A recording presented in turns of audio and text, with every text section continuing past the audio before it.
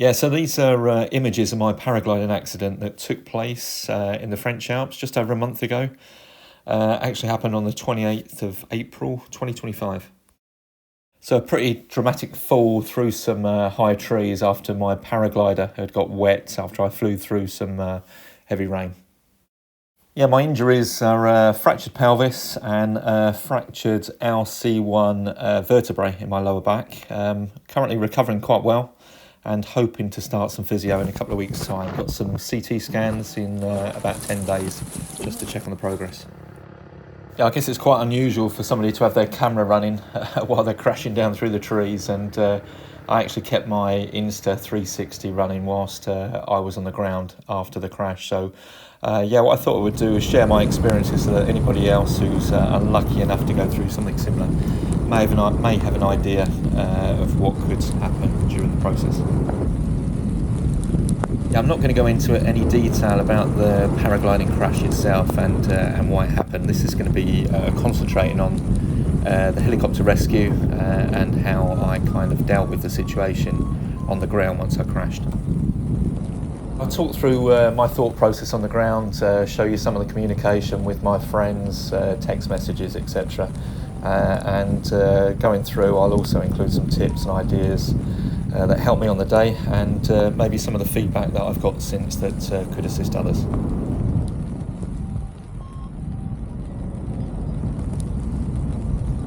So the crash itself dropped down through some tall trees. The wing initially caught in the top of the trees, and I thought I was going to be dangling from the trees, but the wing split, branches broke, and I dropped all the way through, probably free falling around about 20 metres or so, with a twist or two on the way down before hitting the ground below. Thankfully the ground was pretty soft and on quite a steep slope.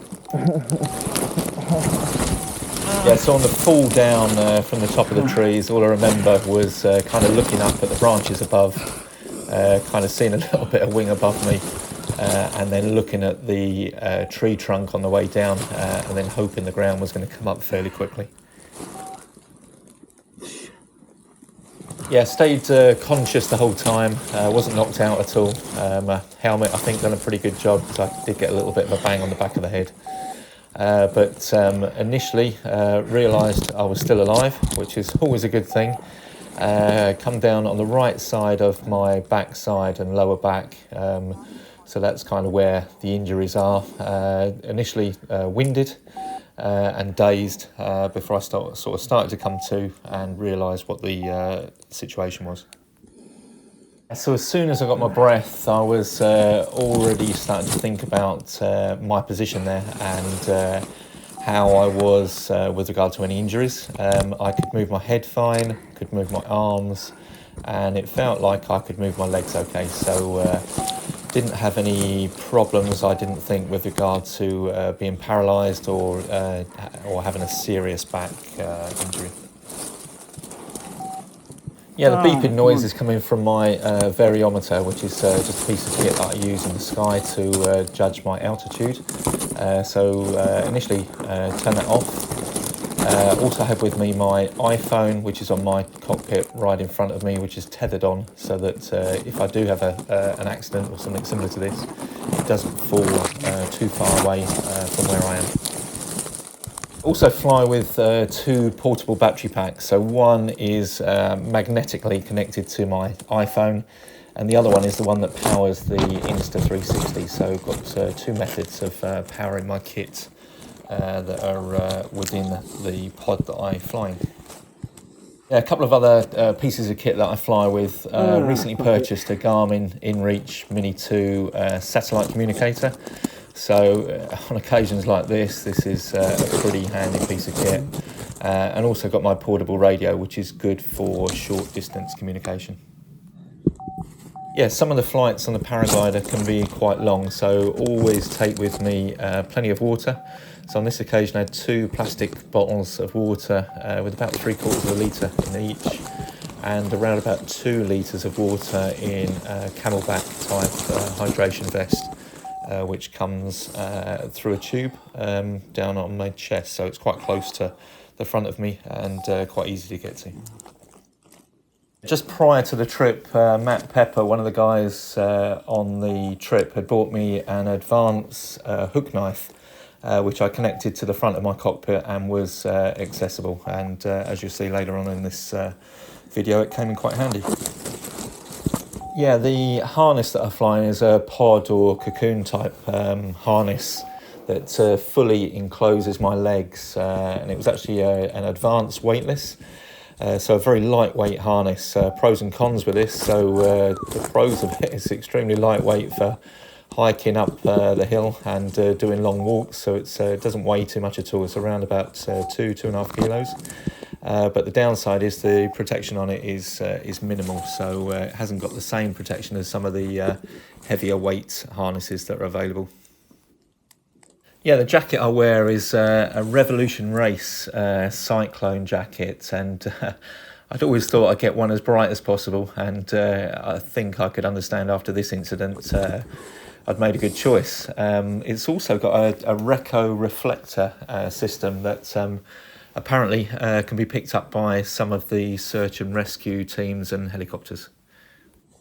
Yeah, before we took off on the flight, we knew it was going to be relatively cold at altitude. So underneath my coat, I'd got about 3 more layers under there to protect from the cold, and also got my winter gloves to fly in, and a second thinner pair of gloves underneath the thicker ones. Yeah, so initially tried to phone one of the guys in the team, but no answer. So messaged on WhatsApp just to let everybody know that I'd crashed, and updated my current location.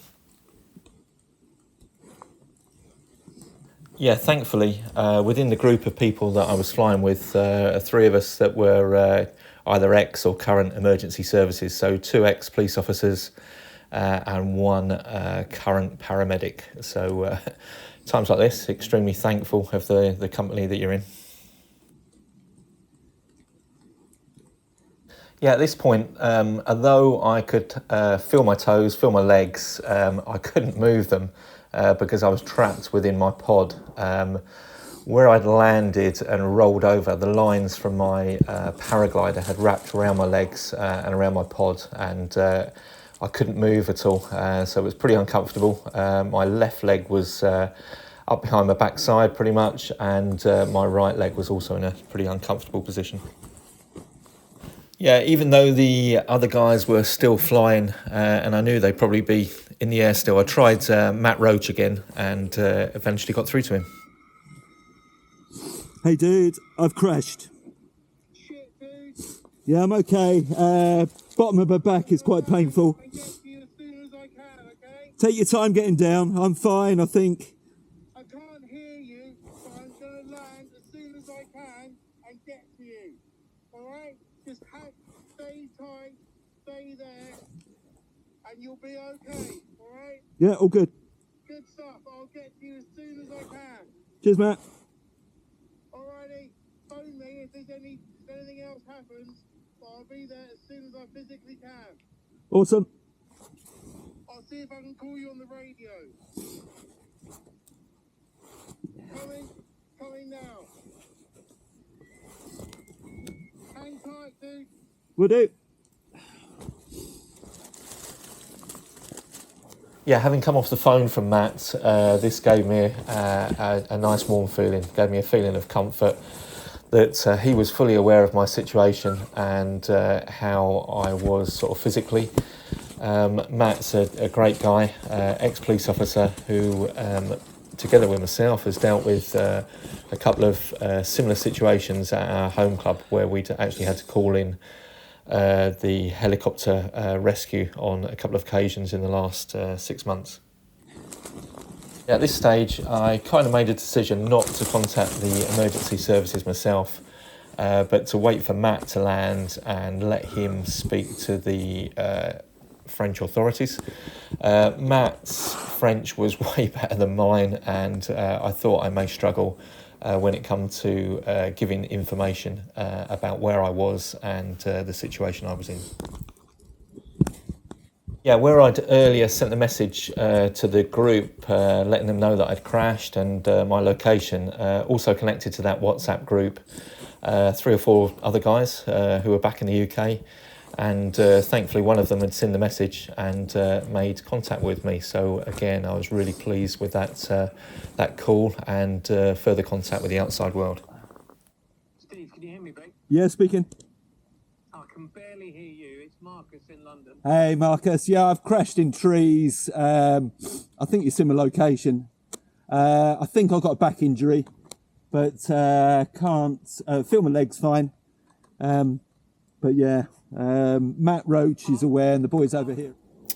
Yeah, again, that was a comforting and warm feeling that Marcus and some of the other guys back in the UK were aware of my situation and potentially, if required, could assist with the rescue.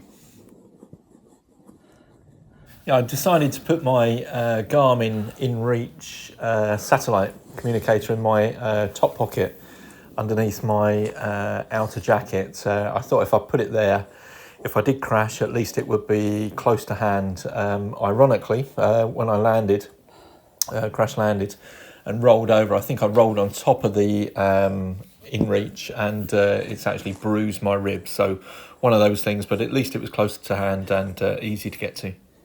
Yeah, just a couple of little bits of advice with regard to the Garmin InReach, just to make sure that you kind of know how to use it really before going away on a trip. So before I went away, I'd used it on a number of hiking trips and a couple of flights. So I knew how to work out where I was and to pass that information to others. And also, before you go on a flight or on a trip away, share your map or share your map share with others on the trip or people back home who know what you're up to, just in case anything like this were to happen. Yeah, this next image just shows the initial map that will be seen by others if you shared with them, and they can go into that map in more detail to pinpoint your location. Hey, mate. You're right up there? Yeah, I'm on the ground. So landed. I fell quite a long way from the tree. Right, Steve, how you doing? Yeah, fine, mate. Fine. Have you phoned an ambulance? I haven't at all. No, I haven't phoned any emergency services or anything as yet. Okay, are you in a position that we will be able to get you down safely, bearing in mind possible back injury? It's a steep hill, and I think I've got a back injury, so it's going to need some sort of mountain, type team. Okay, all right, give me 2 minutes. I'm going to phone you back in 2 minutes. I've got Jared with me, and we're packing. We've just landed together. Okay, mate. Packing up now, and then we're coming to you. Okay? Yeah, I'm feeling fine. I've just got the top of my arse, lower back. That's exactly where I landed. Thankfully, it's relatively soft, but it's a probable back injury there. Okay. Can you wiggle your toes? Have you got movement? Yeah, got full movement, mate. Arms, legs, full movement. So I think it's probably just something, cracked down the bottom there. Okay, are you bleeding at all? I don't think so, no. I've had a good check. I'm stuck in my pod. I can't get out my pod. Don't move out that pod. Stay exactly where you are. I'll try my hardest, mate. Do our best to get you, and we will get you the right people with the right ladder Yep. to come and get you, okay? Of course, mate. I'm going to phone you back in about 3 minutes, all right? Just packing winds away, and then we're in the car we'll plot a route to get to you. Lovely. Cheers, Matt. All right, cheers, bye. Thank you, mate. Bye. Yeah, as soon as I come off the phone to Matt, I shared my location using the What 3 Words app. Fantastic piece of technology that can pinpoint your location down to 3 square meters. So I was pleased that they had that information so that hopefully the rescue team could find me. Yeah, during the winter period, I'd managed to do a first aid course together with a group of people from my paragliding club that was actually subsidised by the club.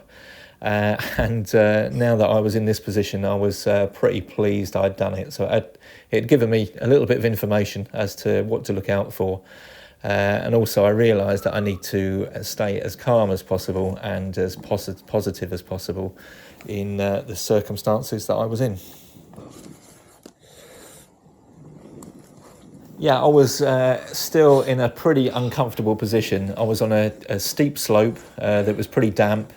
I got the lines from my paraglider wrapped around my legs, and both of my legs were kind of stuck up behind my back in a pretty uncomfortable position. So I was keen to get out of the pod if I could. I realised that I got a lower back injury and an injury to around about my hip area, but I was still quite keen to get out of that pod. Yeah, eventually I decided to grab the hook knife off my cockpit that had been right in front of us, so it was quite handy. Cut the lines to my paraglider and managed to free my legs up so that I could drop them down in front of me so that my feet weren't up towards my backside, so that felt a lot more comfortable.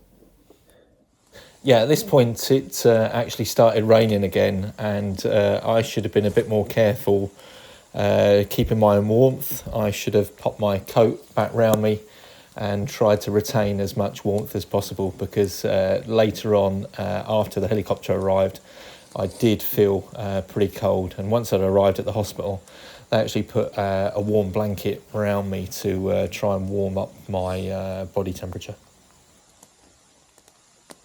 Yeah, before the helicopter arrived, I managed to take a few photos of the surrounding area, and you can see how steep the slope was where I landed on the soft ground, and you can also see some of the hazards that I managed to avoid on the fall down from the trees. Stage, I decided to get right out of the pod completely. I thought it may be a good idea just to check myself over, just check my back, check for any bleeding, just to make sure I had no other injuries that I needed to worry about. Yeah, I have to say, pros and cons here. It was incredibly uncomfortable getting out of the pod, those movements, and probably because I got a little bit colder and less adrenaline within the body. It was painful, it was uncomfortable, and probably should have stayed in there. But like I say, it did give me an opportunity to get out. I also realised that I couldn't stand up at this point, so I couldn't use my right leg at all. There was no power in there at all to stand. So I guess I made a good decision to ask for the mountain rescue, for the helicopter to arrive, because there was no way that I was going to be able to walk out of that location. Hello, Steve here. Hiya. Yeah, apologies. Apologies. Yeah, I'm halfway. Fell into the tree and fell from the tree quite a long way down. I'm on the ground. Yeah, I fell from the tree. Yeah, half of my paraglider is still in the tree.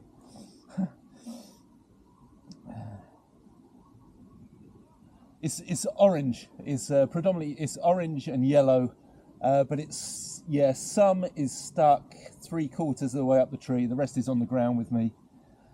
I'm okay. I think I've got a back injury, lower back injury. Lower back, yeah. So where I hit the ground very hard. Of course. Yeah.